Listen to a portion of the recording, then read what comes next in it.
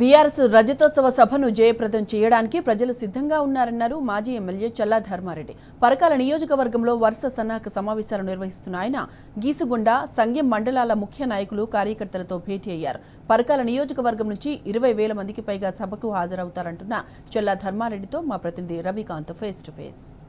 నెల 27వ తేదీన చెలో వరంగల్ ఎల్కర్తుర్తిలో నిర్వహించినటువంటి బీఆర్ఎస్ రజతోత్సవానికి సంబంధించి రాష్ట్ర వ్యాప్తంగా అన్ని నియోజకవర్గాలకు సంబంధించి కూడా సన్నాహక సమావేశాలు జోరుగా సాగుతున్న సందర్భం మనం చూస్తూ ఉన్నాము.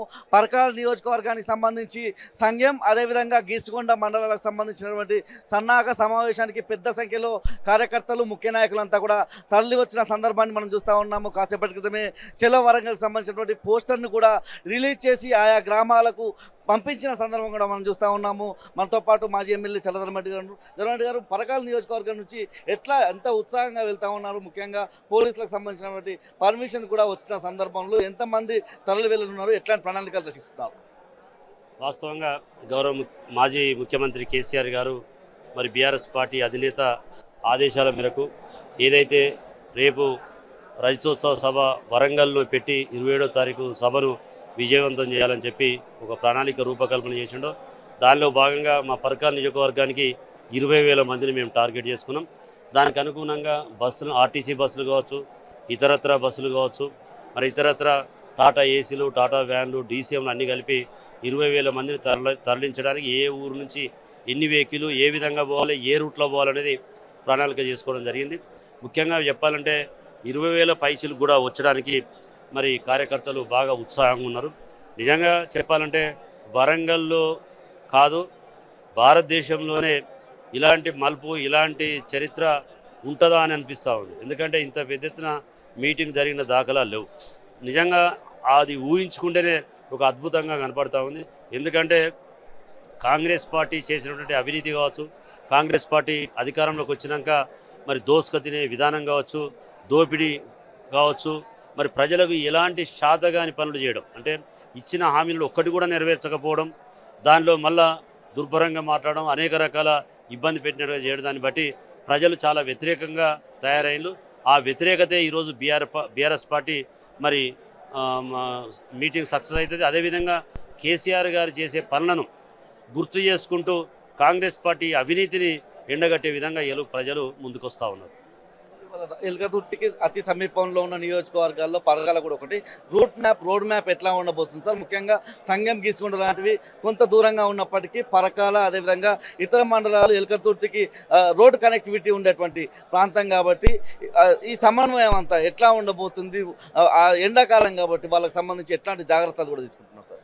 నిజంగా స్టేజ్ దగ్గర బ్రహ్మాండంగా అది 4 లైన్స్ హైవే, నేషనల్ హైవే, 4 రకాల నేషనల్ హైవే జంక్షన్. అది ఎల్కుర్తి అటు సిద్దిపేట నుంచి వచ్చేది కావచ్చు, ఇటు కరీంనగర్ నుంచి వచ్చేది కావచ్చు, ఇటు హన్మకొండ నుంచి వచ్చేది కావచ్చు, ఇటు మరి మాకు భూపాలపల్లి, బెల్లంపల్లి, ఈ విధంగా రామగుండం నుంచి వచ్చే వెహికల్స్ అన్నీ మా పరకాల మీదకి వెళ్ళి వస్తాయి.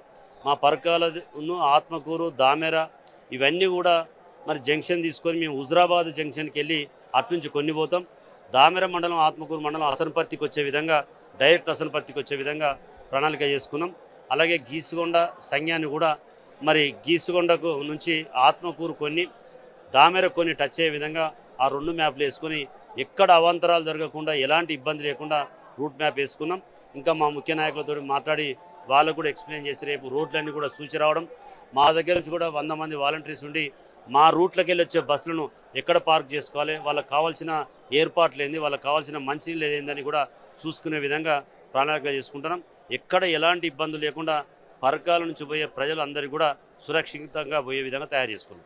ముఖ్యంగా అత్యంత పెద్ద సభలు నిర్వహించిన చరిత్ర బీఆర్ఎస్ పార్టీకి ఉన్న సందర్భంలో పెద్ద సంఖ్యలోనూ జనాలు అంతా కూడా తరలి వచ్చేందుకు సిద్ధమవుతా ఉన్నారు.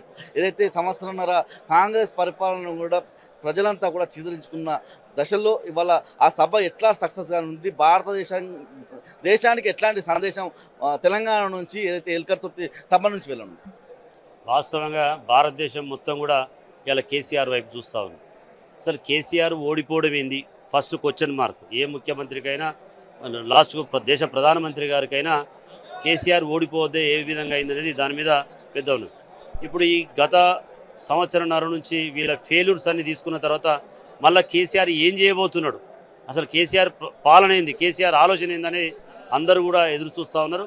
ఆ ఎదురు చూపులకే నిదర్శనంగా ఈరోజు కేసీఆర్ గారు మరి ఈ మీటింగ్ సక్సెస్ చేస్తే నిజంగా దేశానికి ఒక దిక్సూచిగా మారబోతుంది. అదేవిధంగా ఓటమి గెలుపులు అనేది సహజం. ఓటమే ఈరోజు మళ్ళీ మాకు గెలుపుకు నాంది కాబోతుంది. ఆ గెలుపు ఏ దిశలో ఉండాలనేది ఇలా సంవత్సరం మౌనవ్రతం పట్టినట్టు కేసీఆర్ గారు అనేక రకాల ప్రణాళికలు చేసుకొని ఎక్కడ ఏం జరిగింది, ఏ విధంగా ముందుకు వాళ్ళని చేసుకున్నాం. తప్పకుండా ఈ మీటింగ్ సక్సెసే కాదు, రేపు రాబోయే రోజుల్లో అతి త్వరలో మళ్ళీ తెలంగాణకు బీఆర్ఎస్ పార్టీ అధికారంలో రాబోతుంది.